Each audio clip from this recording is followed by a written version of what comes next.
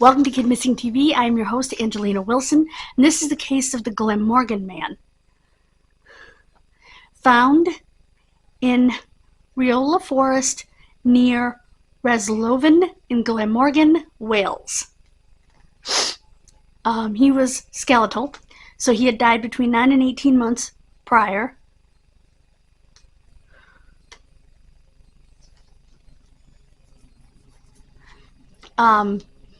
He was between 40 and 60 years of age. He was of stocky build, 5'8" to 5'10" tall.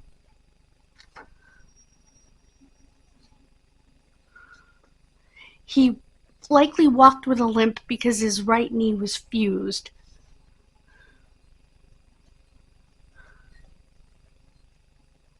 They even put out an international appeal.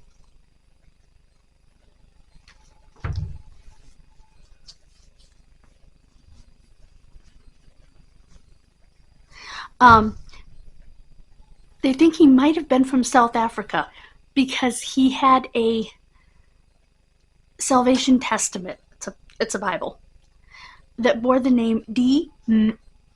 Malan, M-A-L-A-N, and a partial address in Randburg, South Africa.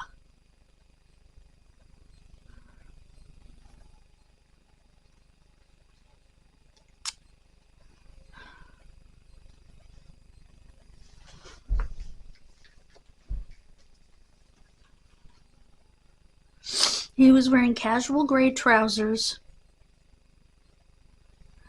with a 28-inch inseam. We call it inside leg. It's the inseam.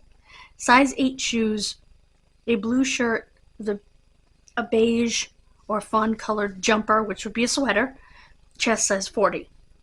A number of items found on his person suggest a link to South Africa again.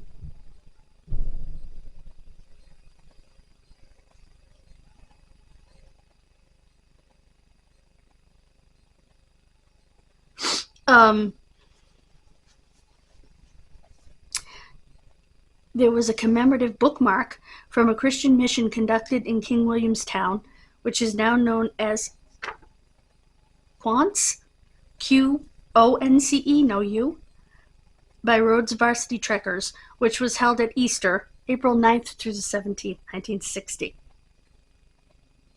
So I guess Easter was on my father's birthday that year, April 9th.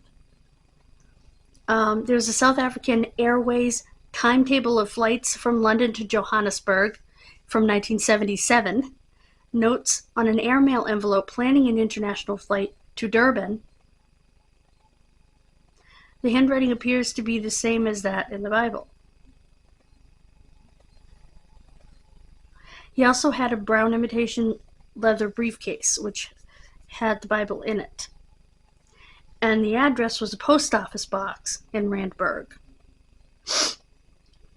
So, and keep in mind the skeleton was found in 1979. So, he had been in England, or Wales, quite a while.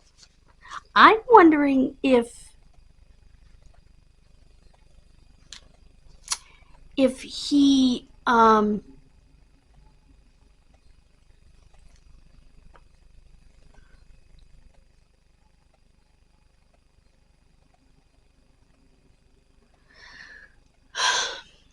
if he had clearly been in Wales for a couple of years. Was he there on a mission? I'm wondering if he was on a mission trip. It almost sounds like it.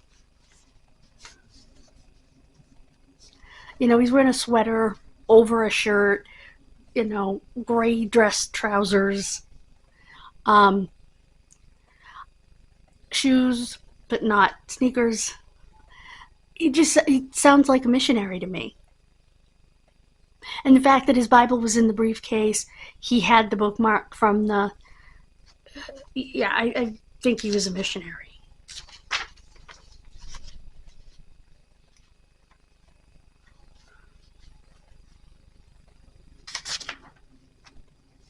Someone on Reddit said that they lived in South Africa for 10 years, 2007 to 17, and still has many close friends there, and they were going to see what kind of databases that they might have there.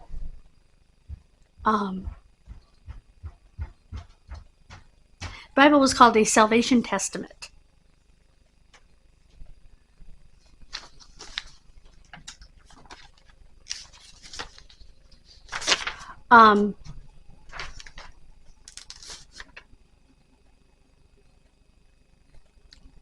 He had a map of South Wales, another indication he was probably there on a mission, and some blank-headed note paper from the Heathrow Sheraton Hotel. So he came in through London and was staying at the hotel at Heathrow, which is the main airport.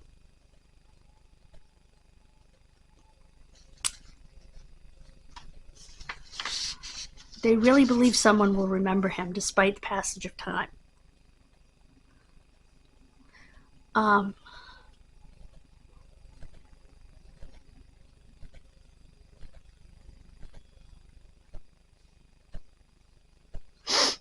There are volunteer investigators working on the case. One of them is the CEO of a place called Locate, Mark Greenhalgh, Halgh. He would have stood out to anyone who encountered him at the time. Think back to 1978 and where you were at the time and who you knew. I don't have a phone number for this case because, well, it's Wales.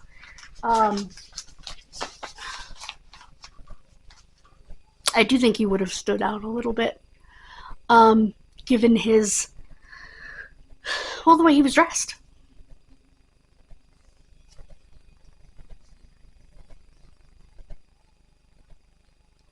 It would have been fairly obvious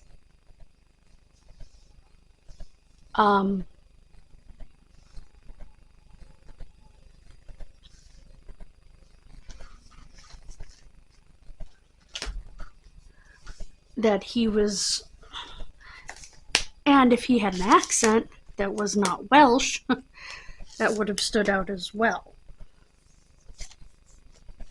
So, and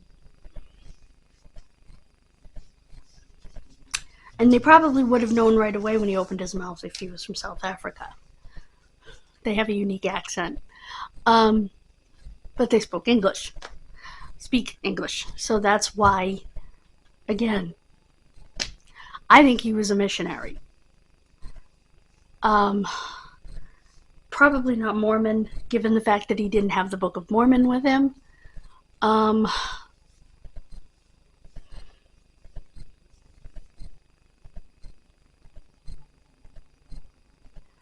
I don't know that Jehovah's Witnesses do, well, they might.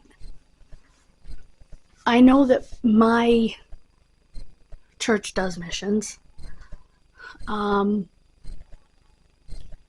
mine is congregational, so congregationalist.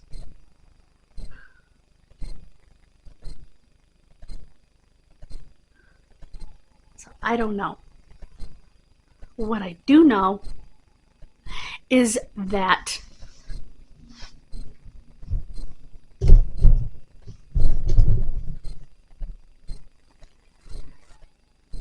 like I said, sounds like some kind of Christian missionary.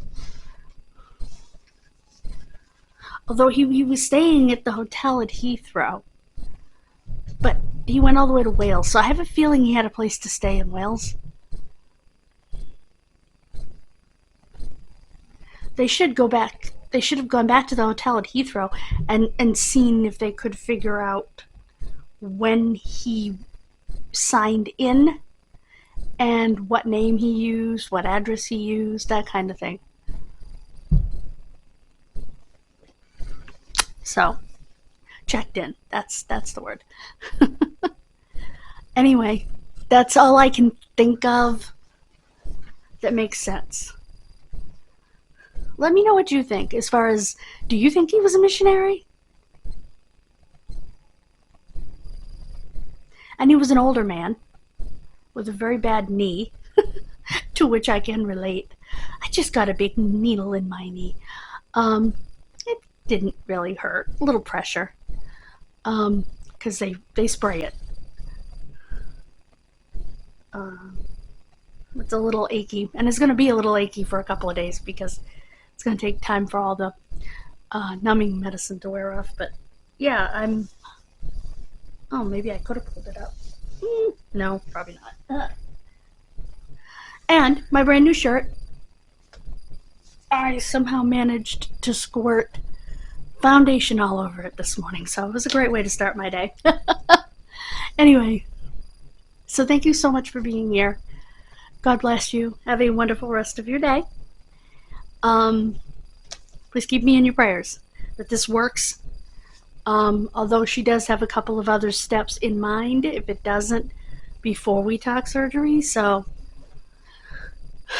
there are a couple of other shots that they do. They do a gel, they do hyaluronic acid. I said I knew that was good for your skin.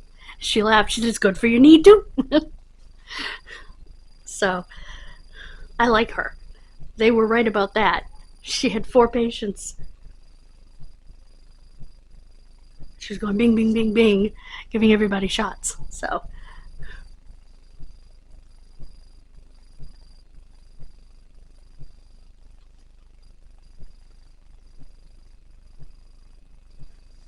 and she told me what I already knew, which is that I need a hip replacement. So that's the update on that. God bless you. If you are not subscribed, please subscribe. I haven't looked at my analytics in a bit, but I know a large percentage of you who watch are not subscribed. So if you're watching anyway, hit the button.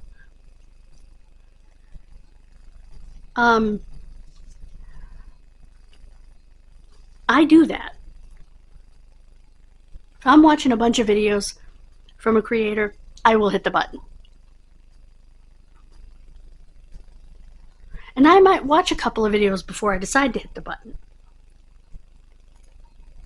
Unless I immediately just really hit it with the creator. You know? So, hopefully you feel a connection with me, and you'll do that. I will see you next time. Bye, guys.